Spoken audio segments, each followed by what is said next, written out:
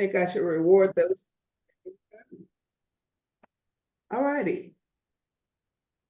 So we're going to get started. I always like to do this first quarter economic review.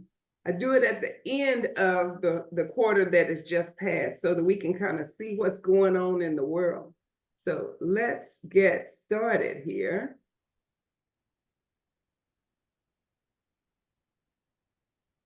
All right, let's go to our next chart.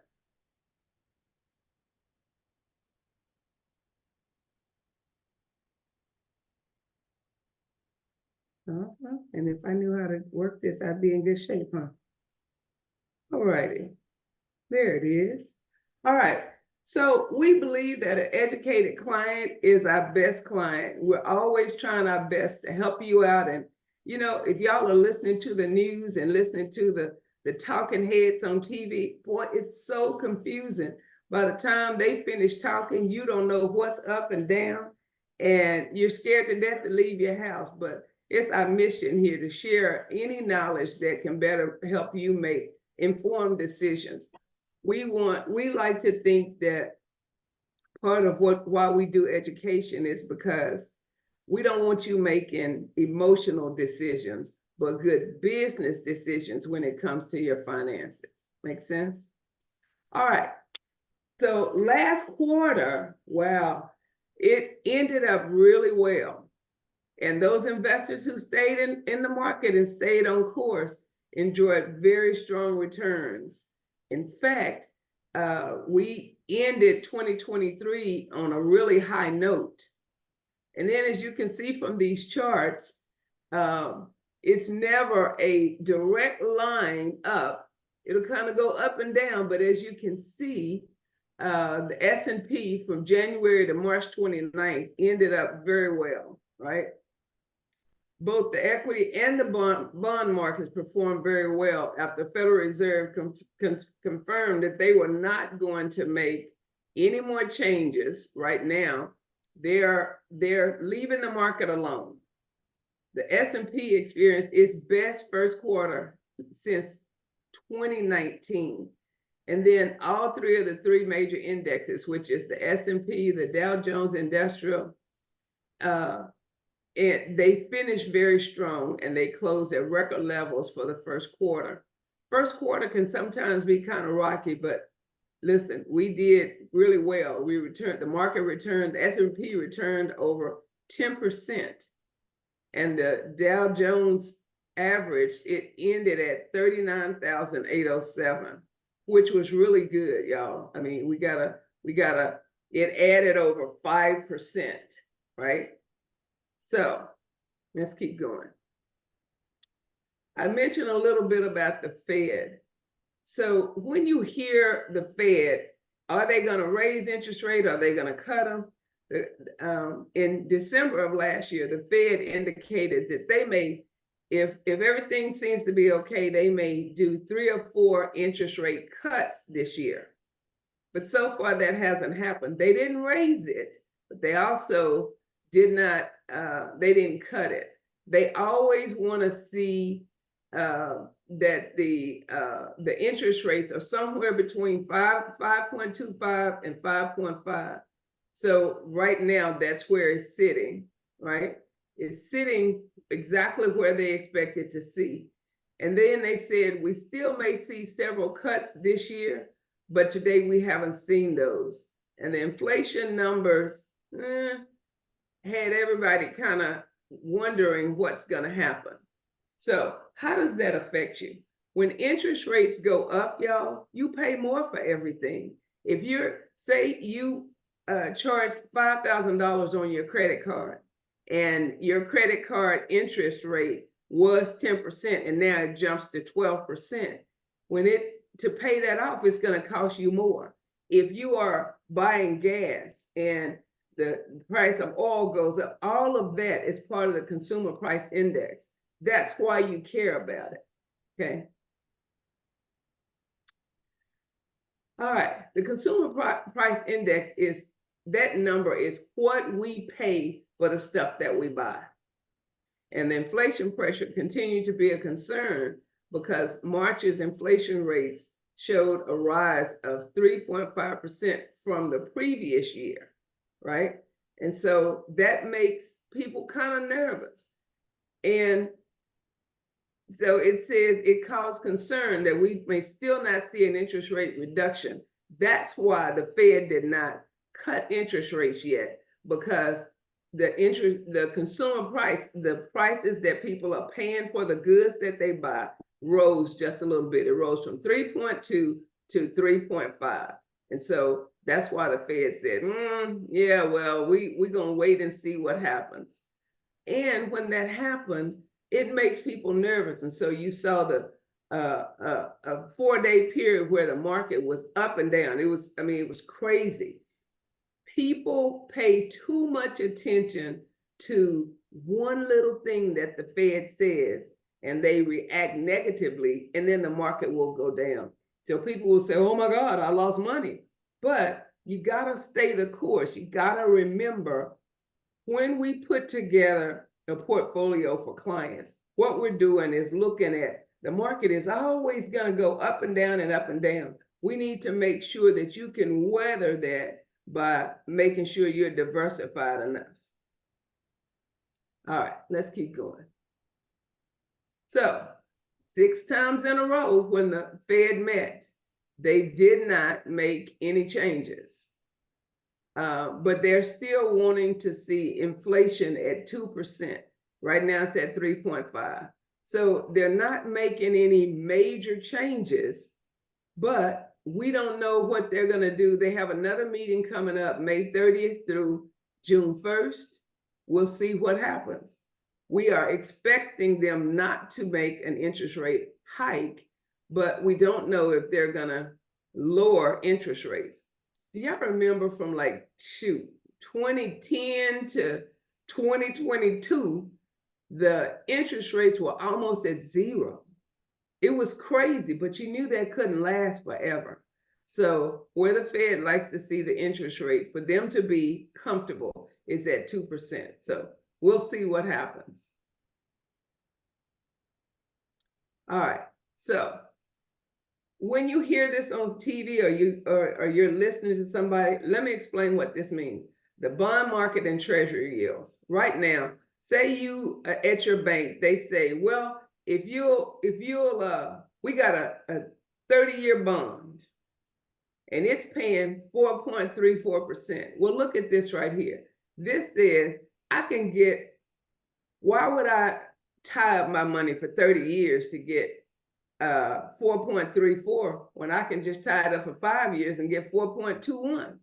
That doesn't make sense anymore, right? So we call this an inverted curve, because if I can get a better interest rate at a short term than I can a long term, it doesn't make sense to hold long-term bonds anymore, right? So that's why we call that an inverted yield. So when you go, people will go to their bank and they might put money in something like a CD. Let's look at that. We call this the cost of safety. When you go to your bank and you put money in a CD, they're called certificates of deposit. I call them certificates of depreciation because you don't earn any money on it. Right now, you can get 1.95. Wow, that's crazy. That is no money. But listen, the Fed fund is at 5.3, but the bank, if you put money in a money market, it's not even earning 1%. And a 12-month CD is only earning 1.9. Well, I think we just looked at a chart, 2 charts before this, that said the market returned 10%. Why would I want 1.9 if I can get 10? But if I'm looking for safety, I can get something closer to 4 or 5, not in a CD. So you got to remember, if you're interested in exploring some better interest rates, then, let's talk outside of this meeting, because think about this, y'all. If inflation runs 3% and you're making 1.95, you're behind the 8 ball. You have to be making at least 3.1 to say you're making money, right? So it never benefits you to do anything less than to be getting interest rate less than what inflation is. That means you're going backwards. Okay. Now everybody said, oh my gosh, are we going to see, is stock market going to crash? We call that a correction. Well, and what we call a correction is when it declines at least 10% in either in a financial market or a security. So, we don't know. Nobody can tell you right now if we're going to have a correction. But here, this is what I can tell you. I'm going to go to the next chart so you can see it.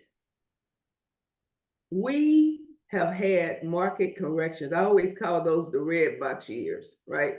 When you see more than a 10%, we've not had many of them, but we've also never had a time where the market went down and stayed down for more than a year, right? So what we can't tell you what's going to happen in the future. All I can do is look at what has happened in this country and in the world. And we've never had a time where, even during the Depression, the market went down, but the next year, what they don't talk about is that it went up 110%. Okay. All right. Look at this. Anytime that the market went down, the next quarter, it was up at least, right? 82% of the time sorry, I went too fast. 82% of the time, it was up the next quarter. And then if you look at the rest of the year, if one quarter was down, 91% of the time, the rest of the year, it was back up. So that says, y'all, you don't have to be standing in your room and scared to death of what's going to happen, because what goes up must come down, and then what goes down is eventually going to come back up. All right, let's talk about the global economy. This geopolitical unrest, and unfortunately, we're in a U.S. presidential election year. It's so painful. It is so painful. But listen, we're going to have a very heated presidential race. We don't know who's going to win. But y'all, this is my theory. We always have to remember, this is Juanita's opinion, okay? And I'm going to tell you that up front, Juanita's opinion. There is someone bigger on the throne than who is in our White House, okay? And so no matter who's in the White House, we still have to remember, what are your goals? Did they change because we got a new president? Did they change because the people in Haiti are having a hard time? Did they change because somebody over in Russia has lost his mind? Your personal financial goals did not change. If they change, please call us so we can get you back on the calendar. We can realign your financial instruments. But you cannot let what goes on in the world change your financial goals, okay? No matter what, it's always going to be uncertainty and unrest in this geopolitical world that we're in. I always say now, when China sneezes, the rest of the world catches a cold. And listen, there's nothing we can do about that, but you do have to stay on target with your stuff. All right, so even though the first quarter was positive for investors, we still want to be thinking long term, but in the short term, that's why we get together at least once or twice a year to review, because listen, your life will continue to change and your financial picture better keep up with your change in life. Otherwise, you'll get to the end over here thinking about retirement and then say, wait, Juanita, but I forgot to tell you that blah, blah, blah happened. And man, it's kind of late to make those, to switch on a dime when you're already ready to retire. So that's why we always try to be proactive with everything that we're doing with you. if you have not had an opportunity to review with us this year, we've been reaching out to everybody, but if you have not had a chance to review, please, please, please reach out to us and get on our review schedule so we can look and make sure that you're still on target.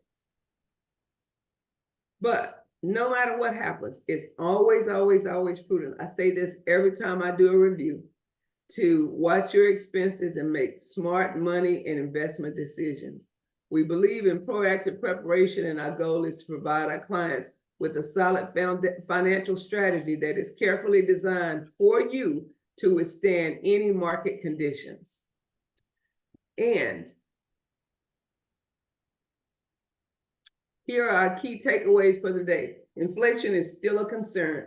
You have to be making, right now, inflation is 3.5%. If you're not making at least 3.6%, you can't say you're making any money, right?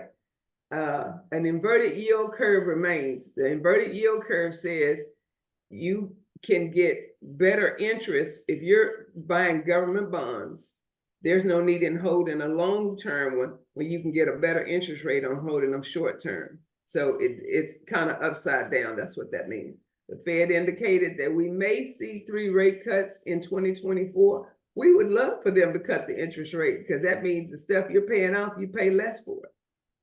Several factors could bring a possible market correction this year. Nobody can tell you if we're going to have one. Just always stay focused on your goals. Volatility is always going to be there, but stay the course and focus on your long-term goals and be well prepared, right? Listen, it is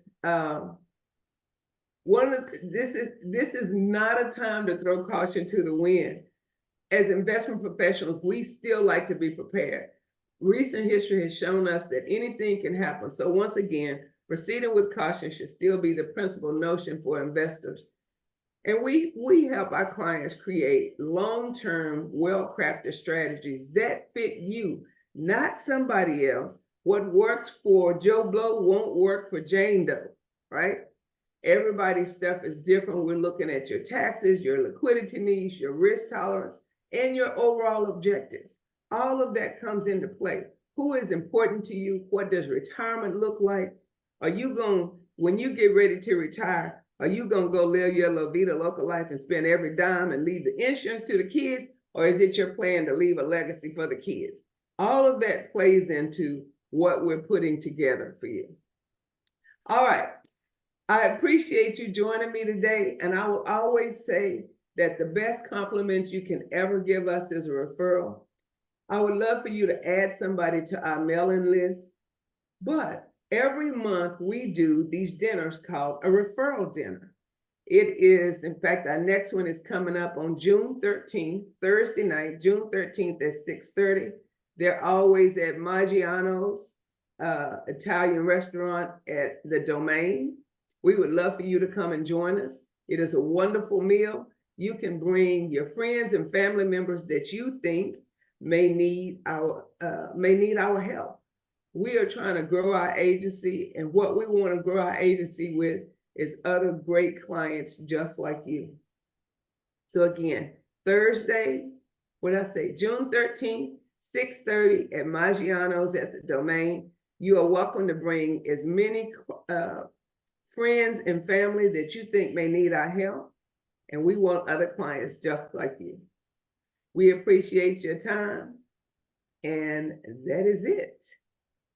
All right, thank you. All right. Any questions that I might have today? Not for me. All right, Mr. Harold, we appreciate you. All right, thank you. Next month. All right, thanks. All right, bye-bye. Bye-bye.